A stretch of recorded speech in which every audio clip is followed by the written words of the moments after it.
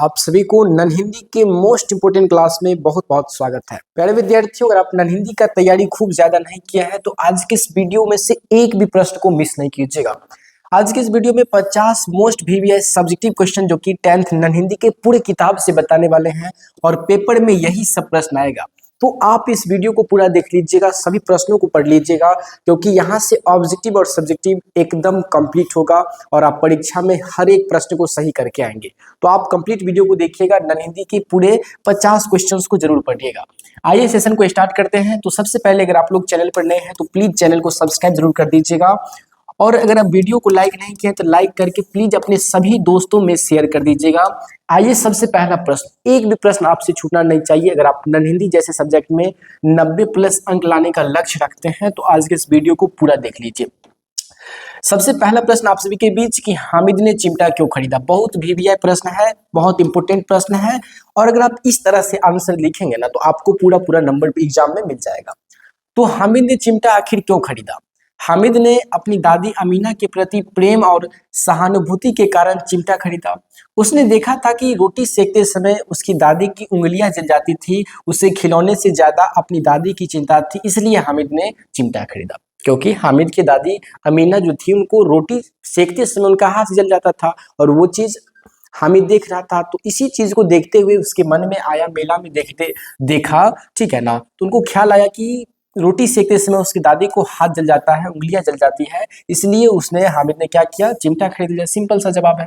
ठीक, नेक्स्ट प्रश्न एकदम इंपॉर्टेंट है। अगला प्रश्न आप सभी के बीच क्वेश्चन नंबर 2 एकदम परीक्षा में छपने वाला प्रश्न है कि बाल गोविंद भगत की पुत्रवधू ने उन्हें अकेला क्यों छोड़ना चाहती थी। अकेला क्यों नहीं छोड़ना चाहती थी। जब बाल गोविंद भगत के बेटे का मृत्यु हो गया था तो उनका पतहू जो था ना उनको अकेला क्यों नहीं छोड़ना चाहता था। देख सकते हैं एग्जाम में काफी बार पूछा गया है, एकदम आराम से आंसर जानिएगा, एक बार में याद ही हो जाएगा कि भगत बूढ़े हो गए थे, बाल गोविंद भगत बूढ़े हो गए थे और उनका इकलौता बेटा जो कि मर चुका था, और पुत्र वधू को चिंता थी कि उनके जाने के बाद बाल गोविंद भगत की भोजन बनाने और बीमारी में सेवा करने वाला कोई नहीं बचेगा, इसलिए बाल गोविंद भगत की पुत्र वधू ने उन्हें अकेला छोड़ना नहीं चाहती थी। समझ गए ना, बहुत आसान है। बाल गोविंद भगत का उम्र कितना था, तो ये 60 से ऊपर था। ये चीज भी आप लोग याद रखिएगा, एग्जाम में बहुत आएगा कि बाल गोविंद भगत का उम्र कितना था, तो 60 से ऊपर था। हामिद का उम्र 8-9 साल था। खेमा कितने, देखिए हामिद 3-4 साल का था, ठीक है, हामिद 3-4 साल का था, 4 से 5 साल का हो जाए, ठीक है ना। हामिद कितने साल का था, 4 से 5 साल का, और खेमा था 8 से 9 साल। खेमा कितने वर्ष का था, तो 8 से 9 वर्ष। ये भी एग्जाम में पूछा जाएगा। नेक्स्ट, कर्मवीर वाला चैप्टर से ये प्रश्न बहुत आता है कि कर्मवीर की क्या पहचान है। एकदम इंपॉर्टेंट है कि कर्मवीर की क्या पहचान है। कर्मवीर पाठ का लेखक का भी नाम आप लोगों को याद रखना है, अयोध्या सिंह उपाध्याय हरिऔध होता है ना, वो चीज भी याद होना चाहिए।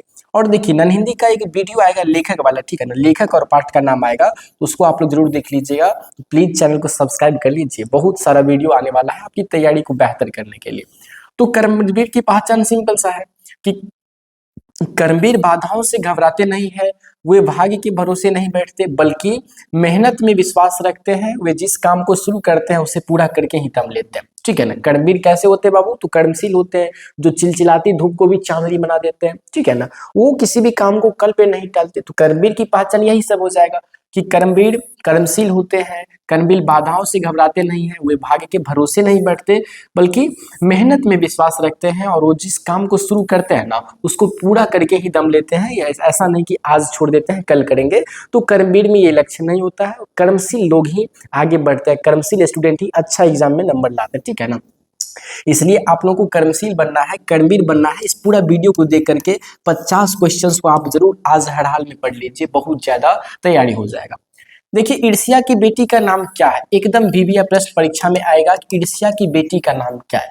देखिए प्यारे विद्यार्थियों, ईर्ष्या की बेटी का नाम निंदा है। क्या है, ईर्ष्या की बेटी का नाम निंदा है। ध्यान से सुनिएगा कि ईर्ष्यालु व्यक्ति दूसरों की निंदा इसलिए करता है ताकि वह दूसरों को नीचा दिखाकर खुद को बेहतर साबित कर सके, ठीक है ना। ईर्ष्या की बेटी का नाम क्या है, तो सर जी निंदा है। और ईर्ष्यालु व्यक्ति जो होते हैं ना वो दूसरों की निंदा इसलिए करता है ताकि वह दूसरों को नीचा दिखाकर खुद को बेहतर साबित कर सके। तो ईर्ष्यालु व्यक्ति ऐसे ही होते हैं, उनके बड़ी बेटी का नाम निंदा हो जाएगा। इस चीज को याद रखिएगा, ठीक है ना। चिंता एक चीता के समान होता है, ठीक है, ये भी कहा गया इसी पाठ में। नेक्स्ट एकदम वीवीआई प्रश्न है कि हुंड्रू का झरना कहाँ है और इसकी ऊंचाई कितनी है। बहुत इंपॉर्टेंट एग्जाम में देख सकते हैं काफी बार पूछा गया है कि हुंडरू का झरना कहाँ है। तो हुंडरू का झरना छोटा नागपुर झारखंड में स्वर्णरेखा नदी पर है। इसकी ऊंचाई 243 फुट है। ठीक है, इसकी ऊंचाई कितना है? 243 फुट। ये ऑब्जेक्टिव में बहुत पूछा जाएगा कि हुंडरू की झरना की ऊंचाई कितना है, तो 243 फुट हुंडरू की झरना की ऊंचाई है। नेक्स्ट बताइएगा, एकदम इंपोर्टेंट, सिरचन को लोग चटोर क्यों समझते थे? सिरचन जो था प्यारे विद्यार्थियों, इसको लोग चटोर क्यों समझते थे? बहुत इंपोर्टेंट है। देखिए, सिरचन काम के बदले मजदूरी से पैसा नहीं लेता था। सिरचन मान लीजिए किसी के यहाँ काम करने जाता था ना, तो मजदूरी नहीं लेता था, तो क्या लेता था? उसे सिर्फ अच्छा भोजन जैसे मलाई हो जाएगा, चूड़ा गुड़ हो गया, ठंडा दूध बहुत सारा पसंद था। ठीक है ना, इसलिए लोग उसे चटोर कहते थे। वो जो था बाबू सिरचन, सिरचन काम के बदले मजदूरी में पैसा नहीं लेता था, बल्कि उसे अच्छा भोजन मिल जाना चाहिए था, जैसे मलाई, चूड़ा गुड़, ठंडा दूध बहुत पसंद था। ठीक है, ये उसको चाहिए था, इसीलिए लोग जो है ना उसको चटोर कहता था। चटोर मतलब समझता है ना, जो खाने पीने में मतलब ज्यादा लगाव रखता हो। ओके, तो ये आपको पता होना चाहिए। देखिए, ये प्रश्न इंपॉर्टेंट है कि तू जिंदा है तो कविता का संदेश क्या? ये पाठ से हमको संदेश क्या मिलता है, इससे हमको सीख क्या मिलती है? ठीक है ना, तो तू जिंदा है तो पाठ में कहा गया है कि यह कविता जीवन में संघर्ष और उम्मीद बनाए रखने का संदेश देती है। तू जिंदा है तो कविता क्या करती है बाबू? यह कविता जीवन में संघर्ष और उम्मीद बनाए रखने का संदेश देती है। यह सिखाती है कि दुखों को भूलकर नई उमंग के साथ जीना चाहिए और अच्छा करना चाहिए। तो तू जिंदा है तो पाठ का संदेश सीख यही चीज है बाबू, इसको पढ़ लीजिएगा। ठीक है ना, 8 नंबर प्रश्न। ठीक है, अगले प्रश्न 8 नंबर है कि सुदामा के दीन दशा देखकर कृष्ण ने क्या किया? इतना आसान आसान आंसर है ना, अगर आप एक बार ध्यान से खास करके पढ़ लीजिएगा तो हमें लगता है आप दूसरी बार इसको पढ़ने का जरूरत नहीं पड़ेगा। आप 2 बार पढ़ लीजिएगा तो आप एग्जाम में एकदम बिना देखे लिख सकते हैं, कोई दिक्कत नहीं होगा। तो आराम से पूरा सब्जेक्टिव को पढ़ लीजिएगा 50 के 50। ठीक है ना, देखिए बाबू, कृष्णा अपने मित्र की फटी हुई धोती और दुबला शरीर देखकर रोने लगे। ठीक है ना, मान लीजिए आपके भी कोई मित्र होंगे, आप उसको बदतर हालत में देखिएगा तो आपको तो आ जाएगा ना। ठीक है, रोना तो जरूर आ जाएगा। तो कृष्ण अपने मित्र की फटी हुई धोती और दुबला पतला शरीर देखकर के रोने लगे। उन्होंने अपने आंसुओं से ही सुदामा के पैर धो दिए। ठीक है ना, बहुत ज्यादा आंसू बना है। और सुदामा की दीनदशा देखकर श्री कृष्ण जी का यही हालत हुआ, वो यही इस टाइप से करने लगे। ठीक है ना, और उसके बाद तो फिर श्री कृष्ण ने द्वारिका सुदामा को तो बहुत सारे धन संपत्ति दे दिए। ठीक है, ठीक है, तो सुदामा की दीनदशा देखकर श्री कृष्ण ने क्या किया बाबू? अपने मित्र की फटी हुई धोती और दुबला पतला शरीर देख करके उन्होंने अपने आंसू, ठीक है ना, उनकी आंखों में आंसू आ गए और उन्होंने आंसू से ही सुदामा के पैर धो दिए। ऐसे लिखिएगा। ठीक है ना, तो इस तरह से लिखना है। नेक्स्ट देखिए, अशोक ने युद्ध को त्याग क्यों किया?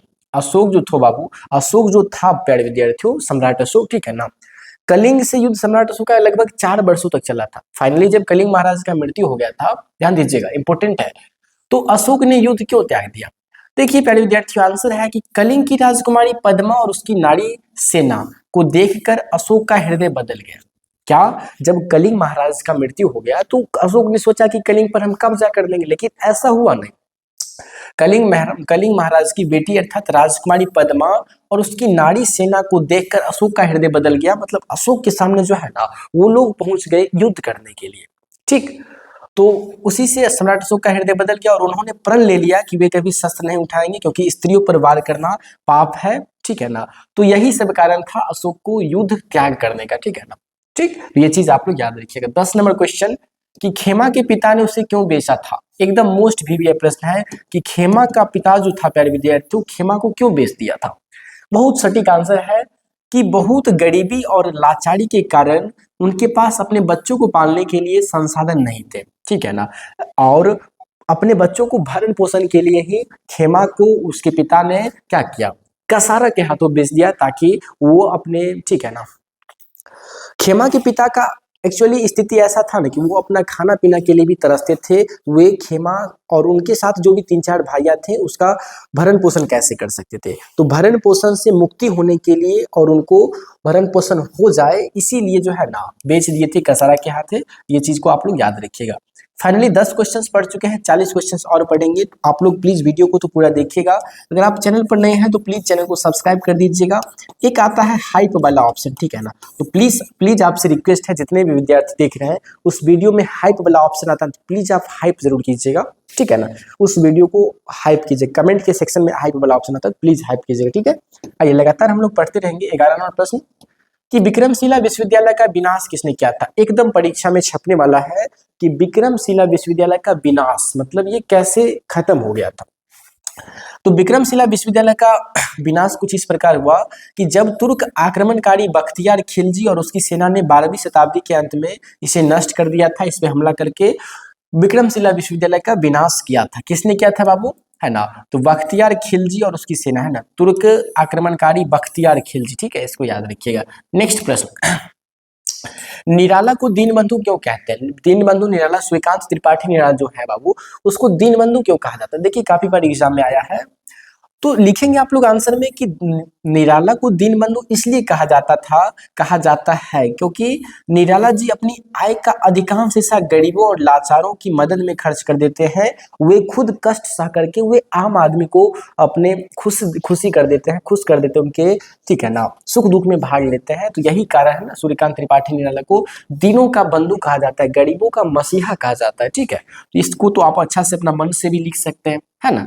नेक्स्ट, लक्ष्मीबाई को छबीली क्यों कहा जाता है, कहा गया है, वेरी इंपोर्टेंट। लक्ष्मीबाई जो थी प्यारे विद्यार्थी, लक्ष्मीबाई जो थी उनको छबीली क्यों कहा गया है। तो देखिए लक्ष्मीबाई, उनके बचपन का नाम चंचल स्वभाव और वीरता के कारण उनके पिता उन्हें प्यार से छबीली कहते थे। लक्ष्मीबाई के बचपन के चंचल स्वभाव और वीरता के कारण उनके जो पिताजी थे ना, उन्हें प्यार से छबीली कहते थे। तो लक्ष्मीबाई को छबीली क्यों कहा गया, तो उनके पापा प्यार से छबीली बुलाते थे। नेक्स्ट बताइएगा, बच्चे की दुआ में क्या प्रार्थना किए हैं। बच्चे लोग जो है ना, बच्चे की दुआ अर्थात एक पाठ की कौन सी विधा है, एक प्रार्थना गीत है, इसके लेखक मोहम्मद इकबाल हो जाएंगे। तो इसमें बच्चे लोग क्या प्रार्थना किए, इंपोर्टेंट है कि बच्चा प्रार्थना करता है कि उसका जीवन परोपकार में बीते, वह बुराई से बचे और देश की उन्नति में योगदान दे। तो बच्चे की दुआ पाठ में यही सब प्रार्थना बच्चे लोग अल्लाह से कर रहे हैं, ईश्वर से कर रहे हैं, क्या कि उनका जीवन परोपकार में बीते, वह बुराई से बचे और देश की उन्नति में अपना योगदान दे। नेक्स्ट प्रश्न देखिएगा कि बिहारी के अनुसार ईश्वर कहाँ मिलते हैं। बिहारी जी के अनुसार ईश्वर कहाँ मिलते हैं, ईश्वर एक्चुअली आपको कहाँ मिलेंगे। सिंपल सा आंसर है कि बिहारी के अनुसार ईश्वर बाहरी दिखावे या माला जपने में नहीं बल्कि सच्चे और शुद्ध मन में वास करते हैं। समझे कि नहीं, क्या कि बिहारी के अनुसार ईश्वर बाहरी दिखावे या माला जपने में नहीं बल्कि सच्चे और शुद्ध मन में वास करते हैं। इस चीज को बिहारी के अनुसार ईश्वर, ठीक है ना, सच्चे और शुद्ध मन में वास करते हैं, ठीक है ना, ये चीज को याद रखिएगा। मन पवित्र रखिए, भगवान आपको मिलेगा। ये क्वेश्चन एग्जाम में 95% से ज्यादा चांस है आने का कि पीपल का पेड़ हमारे लिए किस प्रकार उपयोगी है। आप आराम से लिख सकते हैं इसके बारे में, 5-7 लाइन तो आराम से लिख दीजिएगा, 5 लाइन कम से कम लिख दीजिएगा, ठीक है ना, 4-5 लाइन तो 2 नंबर आपको आराम से मिल जाएगा। तो आप जरूर इसको लिखिएगा। देखिए पीपल के पेड़ क्या उपयोगिता है, पीपल का पेड़ हमारे लिए किस प्रकार उपयोगी है, दोनों टाइप का क्वेश्चन रह सकता है, तो सेम प्रोसेस रहेगा। देखिए पीपल शुद्ध हवा ऑक्सीजन देता है और विभिन्न पक्षियों और जीव जंतुओं को आश्रय प्रदान करता है। यही कारण है कि पीपल के पेड़ हमारे लिए बहुत ज्यादा उपयोगी एवं पूजनीय भी है। यहाँ पर भगवान का भी वासना माना जाता है। तो ये चीज मानिएगा कि पीपल का पेड़ सबसे ज्यादा ऑक्सीजन देता है, जो मनुष्य को जीने के लिए बहुत जरूरी है। और विभिन्न पक्षी और जीव जंतु यहाँ पर इस पेड़ पर रहते हैं, तो इनका आश्रय स्थान भी हो गया। और खास करके सभी लोग पीपल के पेड़ की पूजा भी करते हैं। तो पीपल का पेड़ हमारे लिए विभिन्न प्रकार से बहुत ज्यादा उपयोगी है, ऐसे आप लोग लिख सकते हैं। नेक्स्ट पे फोकस कीजिएगा। संजू प्यारे विद्यार्थी एक हंसमुख विद्यार्थी है ना, तो संजू को डायरी लिखने की प्रेरणा किससे मिली, ये डायरी लिखना प्रारंभ कैसे किया।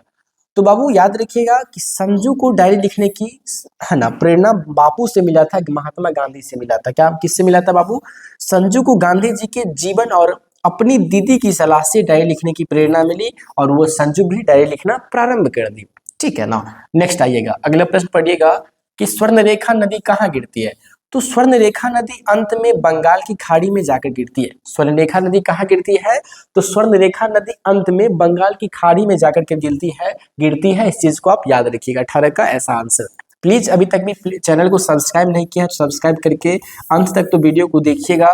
और एक हाइप वाला ऑप्शन आता है, प्लीज उसको भूल नहीं जाइएगा, हाइप जरूर कीजिएगा। नेक्स्ट, भगत ने बेटे की मृत्यु पर उत्सव क्यों मनाया। बाल गंगाधर भगत जो थे, उनके बेटे का जब मृत्यु हो गया था ना, तो उन्होंने रोया धोया नहीं, उन्होंने उत्सव मनाने लगा, उन्होंने गीत गाने लगा। ऐसा क्यों किया, देखिए बाल गोविंद भगत का मानना था कि मृत्यु के बाद आत्मा परमात्मा से मिल जाती है, जो कि आनंद की बात है, सुख की नहीं। इस यही कारण था ना कि भगत अपने बेटे की मृत्यु पर रोए नहीं बल्कि गीत गाने लगे। बात को समझना। बाल गोविंद भगत का मानना क्या था कि मृत्यु के बाद आत्मा परमात्मा से मिल जाती है, जो कि आनंद की बात है, कोई सुख नहीं। तो यही रीजन था कि बाल गोविंद भगत क्या करने लगे बाबू, गाने लगे, गीत गाने लगे, और फिर कुछ नहीं हुआ। नेक्स्ट पे ध्यान दीजिएगा 20 नंबर कि ईर्ष्यालु व्यक्ति को सुख क्यों नहीं मिलता। जो ईर्ष्यालु होते हैं, जो निंदक लोग होते हैं, उनको सुख क्यों नहीं मिलता। एक्चुअली आंसर इसका जानिएगा, बहुत सीख भी मिलेगा। देखिए ईर्ष्यालु व्यक्ति को सुख इसलिए नहीं मिलता क्योंकि वह अपनी उपलब्धियों का आनंद लेने के बजाय दूसरों की सुख सुविधा से देख करके जलता है, इसलिए ईर्ष्यालु व्यक्ति को सुख कभी नहीं मिलता। ठीक है, तो दूसरे के चीज को देख करके आपको जलना नहीं चाहिए, आप खुद मेहनत कीजिए, प्रयास कीजिए, अच्छा चीज कीजिए। तो ये जलना, ईर्ष्या का भाव आप जिंदगी में नहीं लाइएगा। ठीक है ना, ये बहुत गलत चीज है।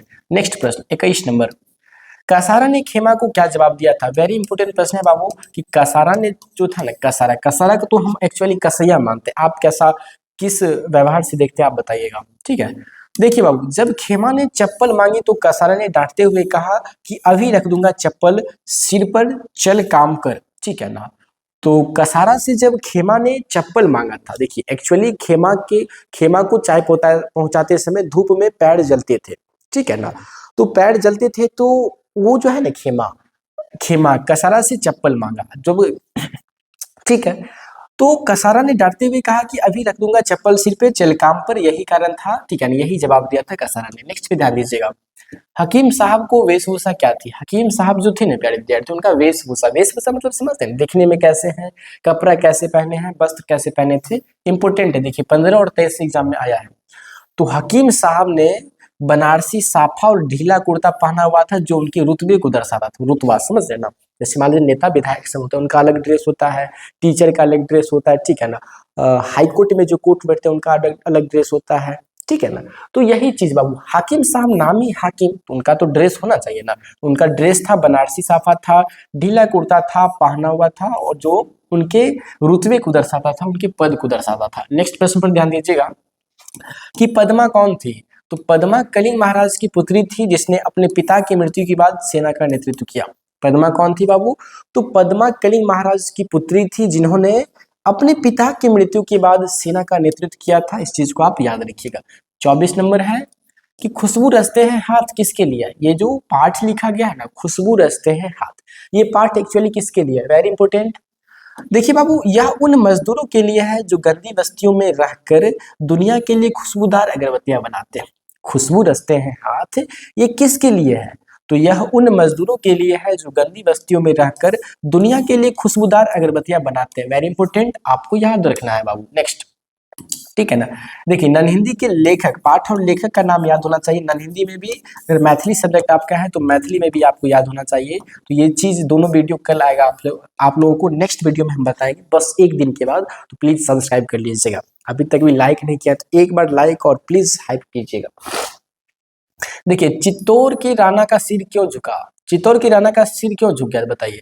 रानी लक्ष्मीबाई की वीरता और युद्ध कौशल को देख करके उनके सम्मान में राणा का सिर झुक गया कि ये बहुत वीरांगना स्त्री है, लक्ष्मीबाई कोई साधारण नहीं, ये शुद्ध दुर्गा का अवतार है, ऐसा उनका मानना था। ठीक है ना, तो इसीलिए उनकी वीरता को, उनका ऐश्वर्य, उनका पराक्रम देख करके राणा चित्तौड़ के राणा का सिर क्या हुआ, झुक गया। ठीक है ना, उनको सलाम किया। नेक्स्ट पे ध्यान दीजिएगा, विद्यापति के शिव गीत क्या, ये शायद हमारे ख्याल से, ठीक है ना, मैथिली का आ गया है, कोई बात नहीं, क्वेश्चन बीच में। नचारी और महेशवाणी विद्यापति के प्रसिद्ध शिव गीत हैं, जिनमें से भगवान शिव की आराधना की गई है। नेक्स्ट क्वेश्चन 27 नंबर कि हामिद के माता पिता की मृत्यु कैसे हो गई थी। हामिद के माता पिता की मृत्यु हो गई थी, वो अमीना, अपनी दादी अमीना के साथ रहता था। देखिए हामिद के पिता को हैजा हो गया था और माँ धीरे धीरे पीली होकर मर गई। ठीक है ना, इस चीज को ध्यान रखिएगा। नेक्स्ट, और वह अपनी बूढ़ी दादी अबिता के साथ जीवन बिताता था। ठीक है ना, ऐसे देखिए, जैसे मान लीजिए इतना छोटा हुआ 2 लाइन में, और 1-2 लाइन और ऐड कर दीजिएगा उससे रिलेटेड। ऐसा नहीं कि हमको जरूरी है ऐड करना, कर भी सकते नहीं भी कर सकते, एक्चुअली जितना पूछा जाए उसका जवाब हम दे दिए, तो हमको तो कोई दिक्कत है नहीं। ठीक है, और 2-4 लाइन इससे रिलेटेड जोड़ देंगे तो ज्यादा अच्छा रहेगा। ठीक है ना, नेक्स्ट, लेखक को रात में नींद क्यों नहीं आ रही थी, एकदम इंपॉर्टेंट है। लेखक जो थे बाबू, हाँ, तो उसको रात में नींद क्यों नहीं आ रही थी। आंसर के तरफ ध्यान देंगे कि चिकित्सा का चक्कर पाठ के अनुसार लेखक ने शाम को काफी भारी भोजन प्रसाद और अन्य चीजें कर लिया था। क्या? कि चिकित्सा का चक्कर पाठ के अनुसार लेखक ने शाम को काफी भारी भोजन प्रसाद और अन्य चीजें ग्रहण कर लिया था। इसके कारण उनके पेट में भयानक दर्द शुरू हो गया और दर्द इतना तेज था कि दवाइयां लेने के बाद भी उन्हें रात भर नींद नहीं आ रही थी। ठीक है ना। खूब ज्यादा खाना खा लेना भी एक तरह से अनुचित काम है, इसलिए आप लोग मान लीजिए बढ़िया बढ़िया चीज सब दे करके, रसगुल्ला सब दे करके ज्यादा मत खाइएगा। ठीक है ना। नहीं तो ये लेखक के अनुसार लेखक वाला हाल हो जाएगा। ठीक है ना। तो इससे बचने का काम कीजिए, हालांकि परीक्षा की तैयारी खूब कीजिए। नेक्स्ट, लक्ष्मीबाई के गुरु और उनके सहयोगियों के नाम लिखें। लक्ष्मीबाई के बचपन का साथी और गुरु नाना साहब धेंडू पंत के नाम है इसका, शायद नाना साहब आप याद याद रखिएगा। ठीक है ना। कि लक्ष्मीबाई के बचपन के साथी और गुरु नाना साहब थे। उनके अन्य प्रमुख सहयोगियों में से तात्या टोपे, मुंद्रा और मंदरा जैसी सखियां शामिल थी, जिन्होंने युद्ध के मैदान में भी उसका साथ दिया। तो यही सब लक्ष्मीबाई के जो है ना सब थे। नेक्स्ट 30 नंबर कि विक्रमशिला में कितने महाविद्यालय थे और उनकी क्या विशेषता थी। भी यह प्रश्न है, विक्रमशिला में कितने महाविद्यालय थे और उनकी क्या विशेषता थी, ये चीज आपको पूछा जा रहा है। देखिए बाबू, आंसर पे फोकस करेंगे कि विक्रमशिला विश्वविद्यालय में कुल 6 महाविद्यालय थे। प्रत्येक महाविद्यालय का एक द्वार पंडित होता। द्वार पंडित मतलब समझते हैं ना, द्वार द्वार मतलब गेट पे एक पंडित होता था, वो किसी को भी अंदर जाने से पहले उसका चेक किया जाता था। तो ये चीज था बाबू। ठीक है ना। प्रत्येक महाविद्यालय का एक द्वार पंडित होता था, जो कि प्रवेश परीक्षा लेकर छात्रों का चयन करता था। प्रवेश परीक्षा मतलब एग्जाम लेकर के। ठीक है ना। मतलब विद्यार्थी के अंदर कुछ क्वालिटी है, उसके अकॉर्डिंग उसका चयन होता था। ठीक है ना। मामूली विद्यार्थी नहीं एडमिशन करा सकते थे। ठीक है ना। टेस्ट में बेस्ट करने वाले का एडमिशन होता था। यहाँ केवल उच्च कोटि की शिक्षा दी जाती थी। उच्च कोटि की शिक्षा विक्रमशिला विश्वविद्यालय में बाबू उच्च कोटि की शिक्षा ही दी जाती थी। 30 प्रश्न पढ़ चुके हैं। बताइए अभी तक भी आप लाइक नहीं किए हैं, प्लीज लाइक, और सब्सक्राइब नहीं किया, कैसे काम चलेगा। सब्सक्राइब करके प्लीज दो दोस्तों में शेयर कीजिएगा। नेक्स्ट, ईर्ष्या से बचने का क्या उपाय। एकदम वेरी वेरी वेरी इंपोर्टेंट, हमने बताया ना आपको, पूरे बुक से चुना गया गेस क्वेश्चन है। ईर्ष्या से अगर आपको बचना है तो उसके लिए आपको क्या उपाय है, बताइए। देखिए, ईर्ष्या से बचने का मुख्य उपाय मानसिक अनुशासन है। व्यक्ति को फालतू बातों और दूसरों की उन्नति से जलने के बजाय अपनी कमियों को दूर करने पर ध्यान देना चाहिए। ठीक है, अपने कमियों को दूर करने पर ध्यान देना चाहिए। जो व्यक्ति अपने पास उपलब्ध चीजों का आनंद लेता है वह ईर्ष्या से मुक्त रहता है। ठीक है ना। मान लीजिए आप दूसरों को देख करके जलिएगा नहीं, आपके पास जो है उससे खुश रहते हैं, अपनी मेहनत पे भरोसा रखते हैं, अपने आपको अच्छा करने का काम करते हैं, तो वो व्यक्ति ईर्ष्या मुक्त रहता है, उनको ईर्ष्या नहीं होता और वो खुश रहते हैं एक्चुअली। ठीक है ना। ईर्ष्या तो करना ही नहीं चाहिए। ठीक है ना। 32 देखिएगा कि बिहारी के दोहे नीति परक क्यों कहे जाते हैं। देखिए इंपोर्टेंट प्रश्न, 18, 23 और 13 में भी आया है। देखिए, बिहारी के दोहे एक्चुअली गागर में सागर के समान है। ठीक है ना। वे छोटे होने के बावजूद जीवन की बड़े सत्य और नैतिकता और व्यवहार की गहरी शिक्षा देते हैं। वे सिखाते हैं कि आडंबर से बड़ा गुण और स्वभाव होता है। आडंबर से बड़ा गुण और स्वभाव क्या होता है, समझ रहे हैं ना।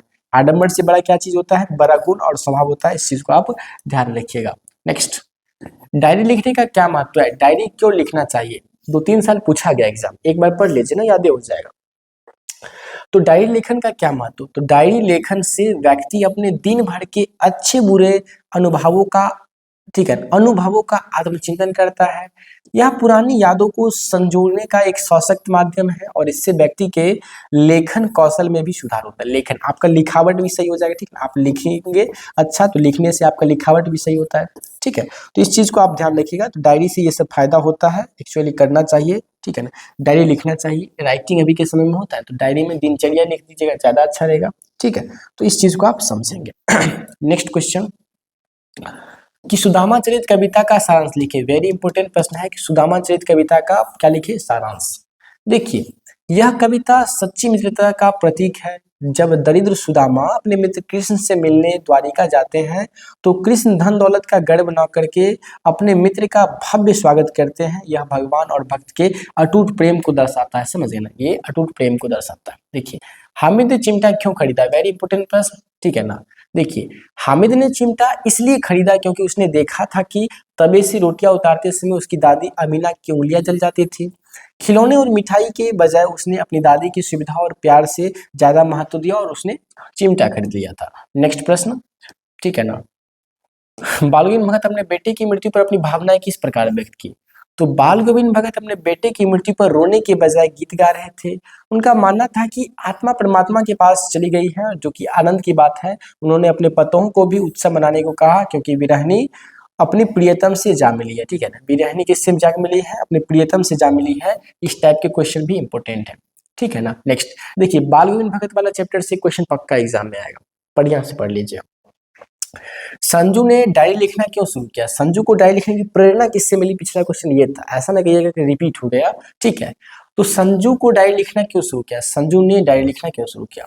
देखिए, संजू ने गांधी जी के सत्य के प्रयोग पुस्तक पढ़ी थी, जिससे वह बहुत प्रभावित हुए। बापू की तरह ही अपने जीवन की प्रतिदिन की घटनाओं और विचारों को सहेजने के लिए संजू ने दीदी की सलाह पर डायरी लिखना शुरू किया था। समझ गए ना? संजू ने डायरी लिखना क्यों शुरू किया? ध्यान से समझेंगे ना कि संजू ने गांधी जी के सत्य के प्रयोग पुस्तक पढ़ी थी, जिससे वह बहुत प्रभावित हुई। बापू की तरह ही अपने जीवन की प्रतिदिन की घटनाओं को और विचारों को सहेजने के लिए संजू ने दीदी की सलाह पर डायरी लिखना शुरू कर दिया था। नेक्स्ट, कि कलिंग युद्ध का अशोक पर क्या प्रभाव पड़ा? कलिंग युद्ध जब हुआ था तो कलिंग युद्ध से अशोक पर क्या प्रभाव पड़ा, बताइए। देखिए, कलिंग युद्ध के भीषण नरसंहार समझते हैं ना, मतलब बहुत ज्यादा लोगों का मृत्यु हो जाना। तो कलिंग युद्ध के भीषण नरसंहार ने अशोक का हृदय बदल दिया। उन्होंने हिंसा का मार्ग त्याग दिया और बौद्ध धर्म स्वीकार कर लिया। उन्होंने प्रतिज्ञा किया कि वे भविष्य में कभी युद्ध नहीं करेंगे और धर्म का प्रचार करेंगे, धर्म का प्रचार करेंगे। नेक्स्ट, हुंड्रू का जलप्रपात अपनी सुंदरता के लिए प्रसिद्ध है कैसे? हुंड्रू का जो जलप्रपात है ये अपनी सुंदरता के लिए प्रसिद्ध है कैसे? आंसर जानेंगे कि हुंड्रू का झरना ऊंचे पहाड़ों से गिरता है, जिससे पानी दूध की तरह सफेद दिखता है। पानी कैसा दिखता है? तो दूध की तरह सफेद दिखता है। चारों तरफ घने जंगल, पक्षियों का कलरव और पानी का शोर एक स्वर्ग जैसा वातावरण पैदा करते हैं। तो हुंडू का जलप्रपात कैसा है बाबू? एक स्वर्ग जैसा वातावरण को दिखता है, उसके जैसा दिखता है। नेक्स्ट, खेमा की गरीबी का वर्णन करिए। खेमा जो था बाबू, खेमा उसकी गरीबी का वर्णन करिए। किस प्रकार की गरीबी? देखिए, खेमा एक छोटा बच्चा था जिसे उसके पिता ने गरीबी के कारण बेच दिया था। वह नंगे पैर रहता था, फटे पुराने कपड़े पहनता था और दिन भर होटल के जूठे बर्तन धोता था। उसके पास खुद की चप्पलें तक नहीं थी। ठीक है ना। तो खेमा का गरीबी कुछ इस प्रकार था बाबू, बहुत रो देने वाला कंडीशन है। नेक्स्ट देखिए, तू जिंदा है तो कविता में जमी का क्या अर्थ होता है? तू जिंदा है तो कविता में जमी का अर्थ बताइए, जमी का अर्थ क्या होता है?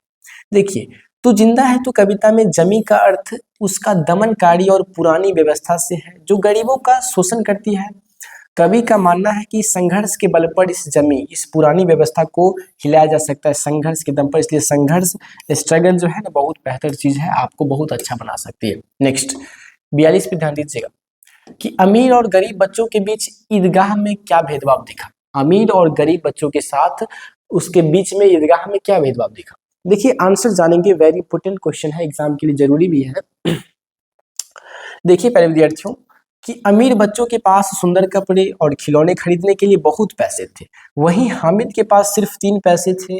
अमीर बच्चे झूलों का आनंद ले रहे थे, जबकि हामिद सिर्फ दूर से उन्हें देख पा रहा था। तो अमीर और गरीब बच्चों के बीच ईदगाह में यही भेदभाव देखने को मिला। भेदभाव नहीं, एक्चुअली ये कंडीशन था ना, आर्थिक स्थिति था। नेक्स्ट, सिरचन को काम के बदले क्या मिलता था? वेरी इंपोर्टेंट प्रश्न, ध्यान दीजिएगा। देखिए, सिरचन को काम के बदले क्या मिलता था? तो सिरचन को काम के बदले अक्सर लोगों की झिड़कियां मिलती थी। झिड़कियां मतलब समझते हैं ना, मतलब बोल लेना, कुछ से कुछ बोल लेना। ठीक है ना।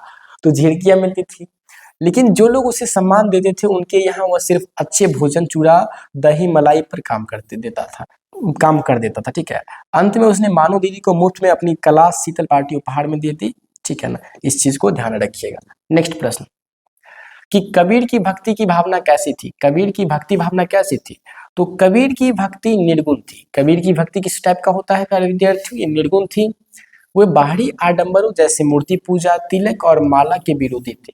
उनका मानना था कि ईश्वर मंदिर या मस्जिद में नहीं, बल्कि मनुष्य के हृदय के भीतर ही निवास करता था। इस चीज को ध्यान रखिएगा। नेक्स्ट, कि बेटे की क्रियाकर्म के बाद भगत ने क्या किया? तो बाल गंगाधर भगत ने समाज की पुरानी परंपरा को तोड़ते हुए अपने बहू से ही बेटी की चिता को आग दिलवाई। इसके बाद उन्होंने बहू के भाई को बुलाकर उसके साथ ले जाने और उसका दूसरा विवाह कराने का आदेश दे दिया था। ठीक है। तो बेटे के क्रियाक्रम के बाद भगत ने ये सब किया। ठीक है, क्या आपको पता था? देखिए, एग्जाम में पूछा जाता है। आप एक भी क्वेश्चन को मिस नहीं कीजिएगा।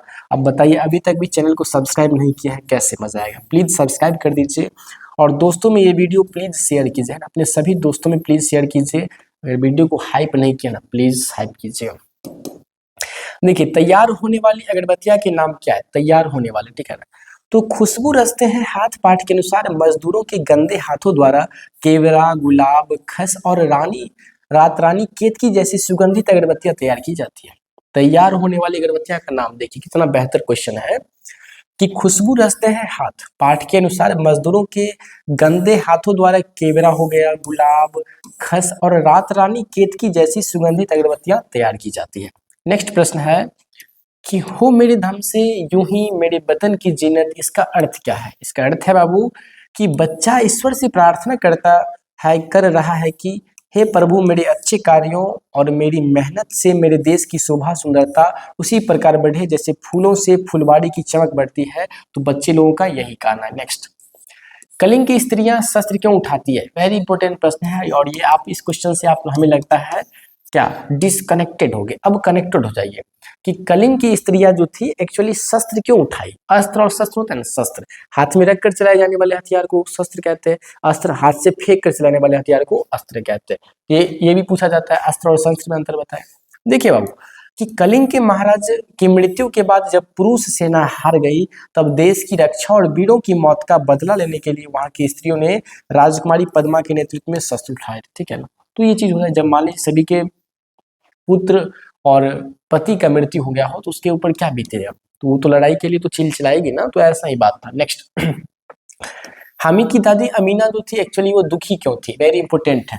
देखिए बाबू, अमीना इसलिए दुखी थी क्योंकि ईद का त्योहार था और उसके घर में एक दाना भी अन्न नहीं था। साथ ही उसे चिंता थी कि नन्हा हामिद भीड़ भाड़ वाले मेले में अकेले कैसे जाएगा। तो यही सब बात अमीना को दुखी कर रहा था और हामिद की दादी अमीना दुखी थी, ठीक है। आइए फाइनली 50 नंबर क्वेश्चंस को हम लोग पढ़ेंगे जो कि एग्जाम के लिए बहुत इंपॉर्टेंट। दीनबंधु निराला पाठ का सारांश लिखिए। बहुत शॉर्ट में जानेंगे कि सूर्यकांत त्रिपाठी निराला स्वभाव से अत्यंत उदार थे, ठीक है ना। दीनबंधु नाम है तो वे उदार है होंगे ही ना। वे स्वयं कष्ट सहकर भी गरीबों की मदद करते थे। विवेकानंद के विचारों से प्रभावित निराला जी ने अपना पूरा जीवन समाज के वंचित वर्गों की सेवा में समर्पित कर दिया और इसलिए उन्हें दीनबंधु कहा गया है। इसलिए क्या कहा गया बाबू? दीनबंधु निराला, ठीक है। सूर्यकांत त्रिपाठी निराला को दीनबंधु सूर्यकांत त्रिपाठी निराला के नाम से जाना जाता है।